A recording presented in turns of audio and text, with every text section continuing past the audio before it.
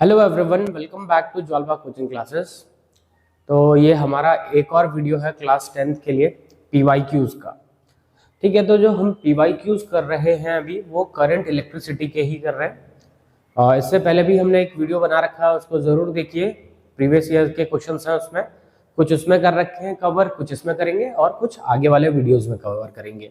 सारे के सारे क्वेश्चंस एक ही वीडियो में कवर नहीं करेंगे क्योंकि अदरवाइज वीडियो बहुत लंबा बन जाता है और उसमें थोड़ा सा इंटरेस्ट खो भी देता है बच्चा।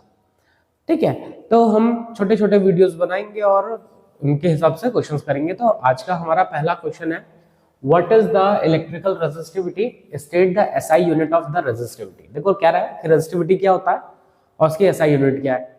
2010 में पूछा गया, 14 में पूछा गया, 15 में पूछा गया था। तो देखो रेजिस्टिविटी क्या होता है, तो आपने रेजिस्टेंस पढ़ा था R is rho L by A, यही था ना। अगर मैं लेंथ को 1 रख दूं, एरिया को 1 मीटर स्क्वायर रख दूं, तो R की वैल्यू क्या मिलेगी, रो 1/1। देखो रेजिस्टिविटी है क्या, रेजिस्टिविटी रेजिस्टेंस है। क्या है बेटा, रेजिस्टिविटी क्या है, रेजिस्टेंस है। लेकिन कब है रेजिस्टेंस, रेजिस्टिविटी रेजिस्टेंस है कब है, जब लेंथ ऑफ द कंडक्टर कितना हो, 1 मीटर, और एरिया ऑफ द कंडक्टर कितना हो, 1 मीटर स्क्वायर। रेजिस्टिविटी क्या है, रेजिस्टिविटी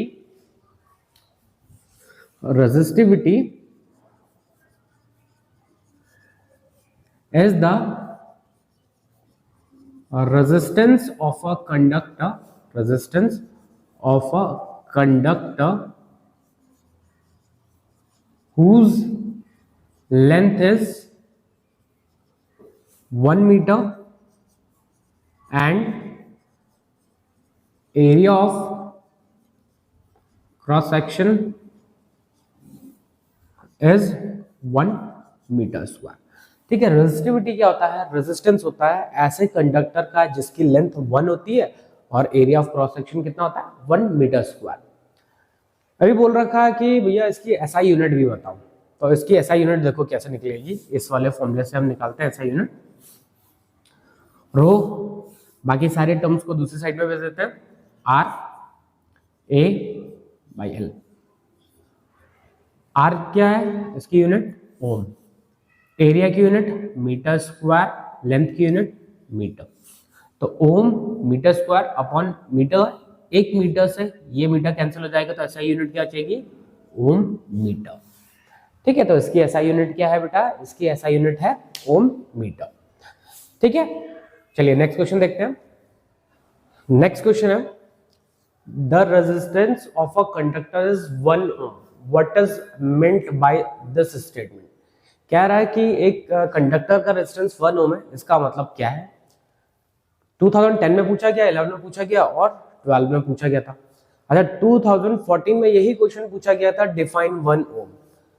ठीक है, तो 1 ओम को हमें एक्चुअली यहाँ पे डिफाइन करने को कह रहा है कि भैया 1 ओम आप डिफाइन करो।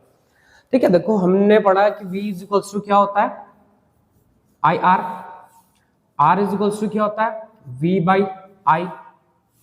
अगर मैं इसको 1 ओम रख दूं तो यहाँ पे क्या होगा, 1 वोल्ट, और यहाँ पे होगा 1 एम्पियर।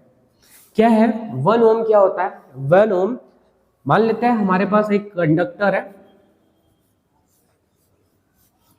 इसके अक्रॉस हमने 1 वोल्ट का पोटेंशियल डिफरेंस अप्लाई कर रखा है और इसमें 1 एम्पियर की करंट फ्लो हो रही है। क्या है रही है, 1 एम्पियर की करंट फ्लो हो रही है। तो यहाँ पे जो रेजिस्टेंस होगा उस रेजिस्टेंस को क्या कहेंगे हम, 1 ओम।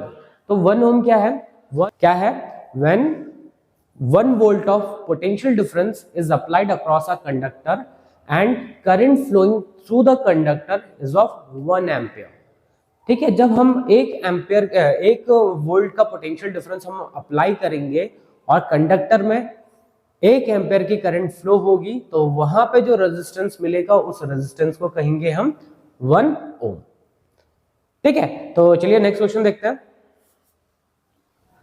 नेक्स्ट क्वेश्चन है, डिफाइन ओम्स लॉ। ठीक है, तो देखो कब कब पूछा गया, 10 में भी पूछा गया, 11 में भी पूछा गया, 12 में भी पूछा गया, 13 में भी पूछा गया, 15 में भी पूछा गया है।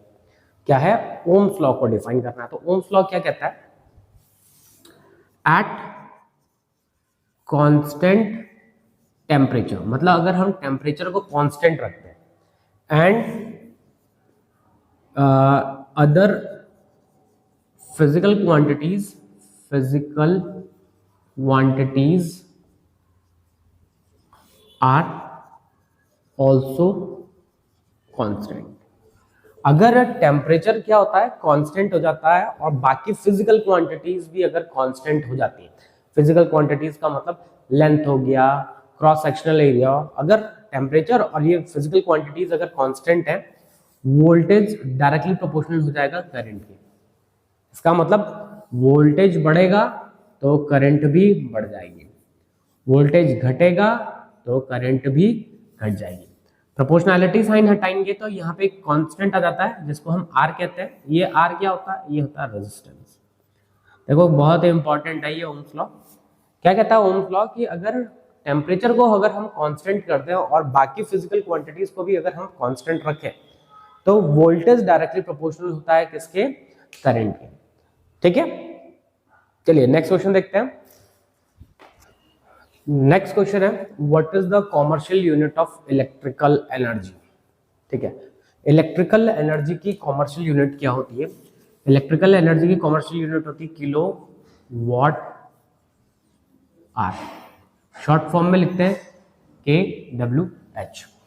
ठीक है, नेक्स्ट पार्ट में क्या रहा है कि एक्सप्रेस करो किलो वॉट आर को जूल में। तो देखो क्या होता है, आपने पढ़ा हुआ कि energy is equals to power into time. Energy क्या है 1 किलो वॉट आर, पावर क्या है 1 किलो वॉट, टाइम क्या है 1 आर। मतलब मैं 1 किलो वॉट आर को 1 किलो वॉट इंटू 1 आर लिख सकता हूं।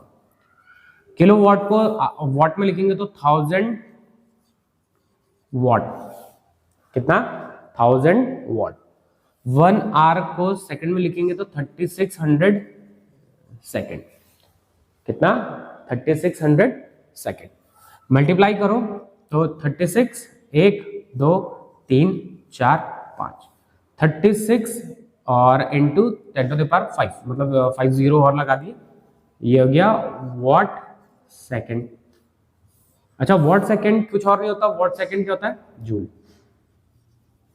तो 1 kilo watt hour is equal to होता है 36 into 10 to the power 5 joule.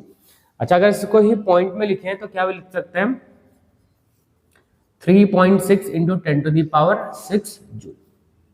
ठीक है, तो ये है कॉमर्शियल यूनिट और ये है एसआई यूनिट। तो कॉमर्शियल यूनिट को इस तरीके से एसआई यूनिट में कन्वर्ट किया जा सकता है। ठीक है, चलिए नेक्स्ट क्वेश्चन देखिए। नेक्स्ट क्वेश्चन है list 2 differences between volt meter and ammeter. Volt meter और एमीटर में हमें 2 डिफरेंसेस बताने हैं। ठीक है, देखो क्या है, वोल्ट मीटर और एमीटर। ठीक है, देखो वोल्ट मीटर क्या करता है, वोल्ट मीटर पोटेंशियल डिफरेंस को मेजर करता है। तो इट मेजर्स पोटेंशियल डिफरेंस। ये क्या मेजर करता है, पोटेंशियल डिफरेंस। वहीं पर अगर एमीटर की बात करें, इट मेजर्स इलेक्ट्रिक करंट। ये क्या मेजर करता है, ये इलेक्ट्रिक करंट को मेजर करता है। वोल्ट मीटर पोटेंशियल डिफरेंस को मेजर करता है और एमीटर इलेक्ट्रिक करंट को मेजर करता है। नेक्स्ट है वोल्ट मीटर पैरेलल में लगाया जाता है। इट इज कनेक्टेड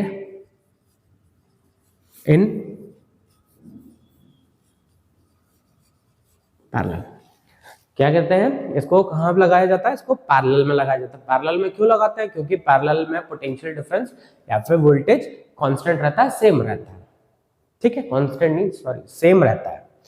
ठीक है, दूसरा है इट इज कनेक्टेड इन